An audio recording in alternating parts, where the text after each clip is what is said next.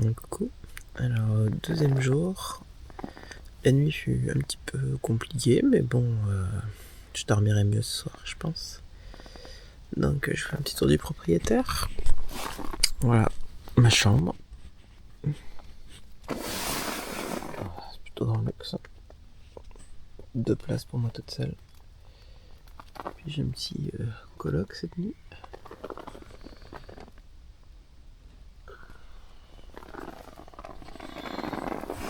Qu'est-ce qu'elle fait ce matin?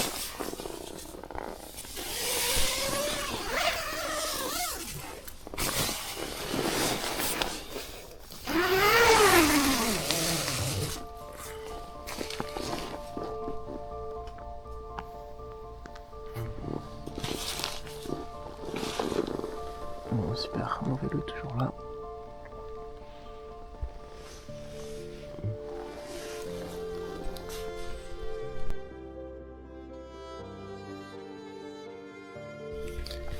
Ben voilà, c'est le deuxième jour. Je suis... je sais pas trop où je suis en fait. Dans le Verdon. Je changement de plan, hein. C'était bien trop difficile ce que j'avais prévu de faire. Je voulais faire 134 km en 4 jours. Le problème c'est que le dénivelé ici c'est un dénivelé de malade. Donc finalement je retourne à ma voiture. Donc j'ai 35 km à faire.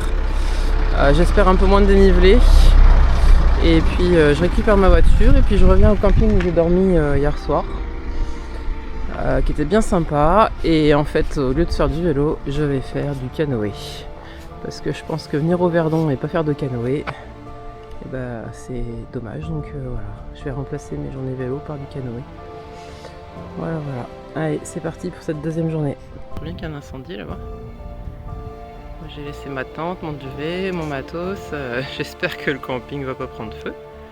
Enfin, voilà, je reviens ce soir en espérant trouver mon campement normal. Bon, on attaque fort dès le début avec 200 mètres de dénivelé sur 10 km. Mais franchement, avec le vélo léger, ça passe. Mon inquiétude vient plutôt de l'incendie qui se trouve vers Montagnac. Je traverse les fumées et j'espère surtout que je ne serai pas bloqué, car je ne vois pas d'autre route à moins de rallonger sérieusement le parcours. Finalement, aucun problème. J'ai même fait une petite pause touristique à Almagne-en-Provence avec son joli château. Et surtout depuis Montagnac, je n'ai plus que de la descente jusqu'au camping. Le kiff total. J'avoue, je suis quand même bien contente de retrouver la voiture. Je décide alors de faire en voiture le chemin que j'ai fait hier à vélo, et cette fois-ci de prendre le temps de visiter le village d'Esparon de Verdon. Et honnêtement, je ne suis pas déçu. Il fait environ 30 degrés, l'eau est sublime. J'en profite pour me baigner et découvrir les alentours. C'est le point de départ pour la descente en canoë des basses gorges du Verdon jusqu'à Quinçon, mais c'est un aller-retour assez long et je préfère continuer ma route. Me voilà donc parti pour une après-midi voiture autour du lac de Sainte-Croix, et je suis loin d'imaginer les merveilles qui m'attendent. Pour commencer, je traverse de nombreux champs de lavande. Au creux du Verdon, le lac Sainte-Croix, né d'un barrage en 1973, déploie ses eaux turquoises entre collines et lavandes. Créé par la main de l'homme, il unit force, beauté et silence. Joyau bleu de Provence. Je commence par traverser le village de Sainte-Croix du Verdon, et de suite j'ai compris que le tour à vélo aurait été impossible.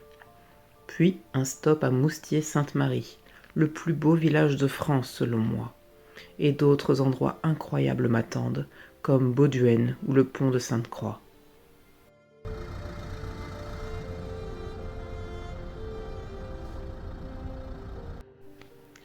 Accroché à la montagne, Moustier-Sainte-Marie semble flotter entre pierre et ciel. Ces maisons blondes se serrent les unes contre les autres, épousant la paroi abrupte, tandis qu'au-dessus d'elles, la cascade chante éternelle, et que la lumière joue sur les roches dorées.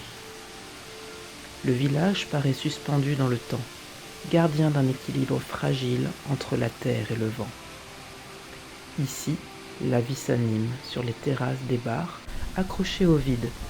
Les tables surplombent le ravin, et l'on s'y attarde un verre à la main. Au-dessus de tout, la chapelle Notre-Dame de Beauvoir domine. Pour l'atteindre, il faut gravir des marches anciennes, taillées dans la pierre. Chaque pas élève un peu plus le regard, chaque souffle rapproche du ciel. Et quand enfin on atteint la petite chapelle, le monde s'ouvre en dessous. Le lac au loin, la vallée, les toits couleur miel.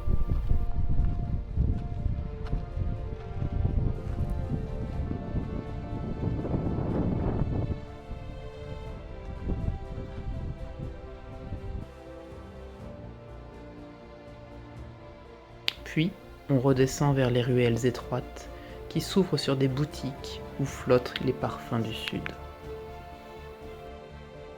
Encore émerveillé par ce village suspendu, un autre joyau m'attend. L'entrée dans les gorges au niveau du pont du Galetas. Le Verdon s'étire entre les falaises blanches éclatantes sous le soleil. Son eau turquoise profonde et calme reflète le ciel comme un secret gardé par la pierre.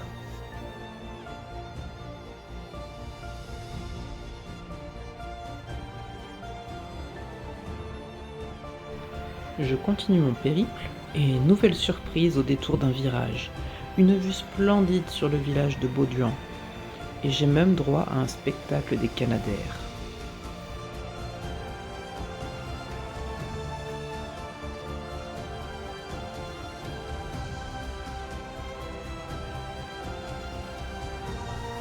Les derniers rayons du soleil éclairent le lac et le barrage de Sainte-Croix. Mais il est temps de rentrer au camping, où je vais devoir préparer mon dîner à la lueur de la lampe de poche. Encore toutes ces merveilles en tête, j'ai hâte de découvrir celles de demain.